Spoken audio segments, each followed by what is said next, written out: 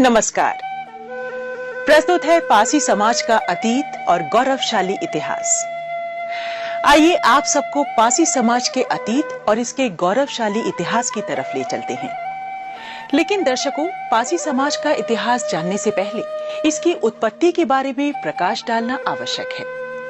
वैसे तो पासी समाज की उत्पत्ति के बारे में पर्याप्त स्रोतों की कमी है, फिर भी पासी जाति के बारे में 18वीं शताब्दी के प्रशासनिक अधिकारियों द्वारा लिखी पुस्तकों से पर्याप्त जानकारी मिलती है। ब्रिटिश लेखक विलियम क्रुक ने सन 1896 ईस्वी में अपनी पुस्तक the tribes and caste in north provinces and Awadh में पासी उत्पत्ति के विषय में लिखा है कि पासी शब्द संस्कृत शब्द पासिका से लिया गया है, जिसका अर्थ है फंदे का प्रयोग करने वाला। हिंदी में भी पास व पासा का अर्थ भी फंदा ही होता है। एक अन्य कथानक के अनुसार पासी नाम दो शब्दों से बना है। पा अर्थात पकड़ और आसी का मतलब तलवार, जिसका अर्थ है जो हाथ में तलवार लिए है उसे पासी कहा जाता है। पासी एक मार्शल समुदाय है जो राजाओं की सेना में भी होते थे और पूरा समूह एक लड़ाकू कौम थी।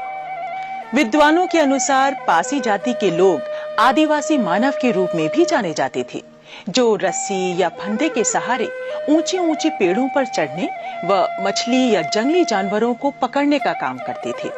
आज भी कुछ राज्यों जैसे बिहार, बंगाल, झारखंड में ये ताड़ी निकालने का कार्य करते हैं। कुछ हास्यास्पद लोक कथाओं के अनुसार कहीं परशुराम के पसीने से उत्पत्ति तो कहीं बहादुरी के अनुसार कुछ अन्य कथानक प्रचलित हैं। सिंधु घाटी सभ्यता काल में आर्यों के आने से पहले अनार्य लोगों का कार्य शिकार करना व खेती करना था। एक अन्य कथानक के अनुसार पासी जाति की एक उपशाखा है महापासी, जो पासी समुदाय के घर जाकर अपने राजाओं की वीर गाथाओं को सुनाया करते थे। इस वीर गाथा गीत को पवारा कहा जाता है। पासियों की एक प्रमुख नृत्य शैली और वाद्य यंत्र है। वाद्य यंत्र में डमरू, हुड़क या दनकी होती है। प्रमुख नृत्य तांडव नृत्य होता है जो युद्ध गीत के साथ गाया जाता है, जिसका सार होता है हुंकार भरकर आक्रमण करो और मुक्का मारकर आगे बढ़ो। तो आइए दोस्तों, जानते हैं कि पासी समाज कितनी उपजातियों तथा उपनामों में बटा है। पासी समाज आज देश के कई प्रांतों में अलग अलग उपजातियों के नाम से जाने जाते हैं। जैसे बंगाल, बिहार में दुशाद, पासवान, चौधरी, तो मध्य प्रदेश में बौरासी, बावरिया, कैंथवास तथा उत्तर प्रदेश में पासी, राजपासी, मोथी, अर्ख, भर, गुजर, धानुक, त्रिशूलिया, रावत, चिड़ीमार, राजवंशी, अहेलिया, बहेलिया, खटिक, तरमाली, भार्गव, कोल, पसमंगता, कमानिया आदि नामों से जाने जाते हैं।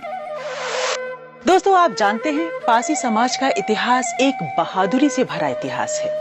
इतिहास के पन्नों से पता चलता है कि 9वीं शताब्दी से लेकर 13वीं शताब्दी तक देश के उत्तरी भूभाग, विशेषकर आधुनिक उत्तर प्रदेश के कई भूभाग में जैसे बाराबंकी, हरदोई, उन्नाव, लखनऊ, सीतापुर, रायबरेली, लखीमपुर खीरी आदि में पासी राजाओं का आधिपत्य रहा।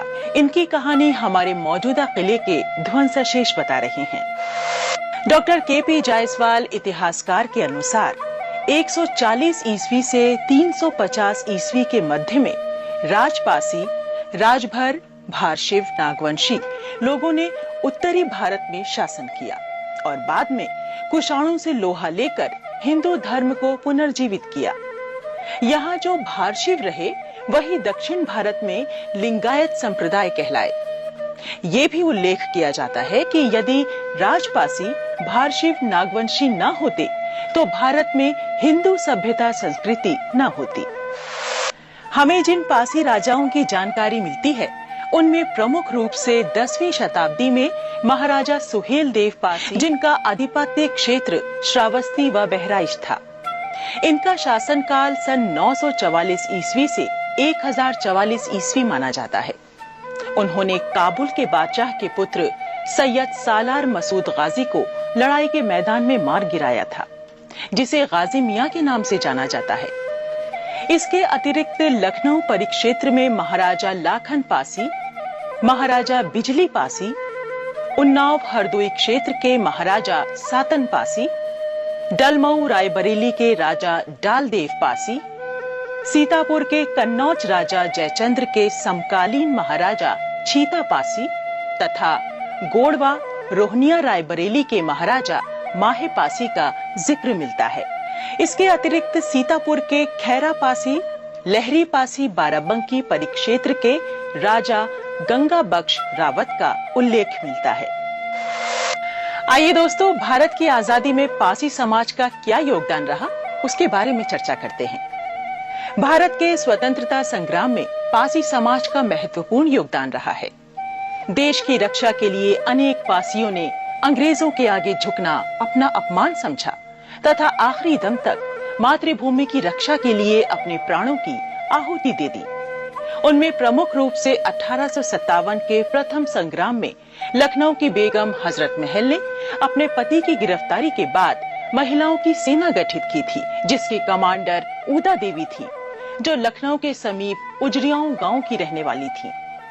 उनका पति मक्का पासी भी अंग्रेजों की सेना का सेनानायक था, जिसने चिन्हट के युद्ध में भाग लिया और वीर गति प्राप्त की। इसका बदला लेने के लिए ऊदा देवी पासी ने संकल्प लिया और पेड़ की चोटी पर चढ़कर 16 नवंबर 1857 को 36 अंग्रेजों को एक एक कर मौत के घाट उतार दिया और अंत में उनकी भी शहादत हुई।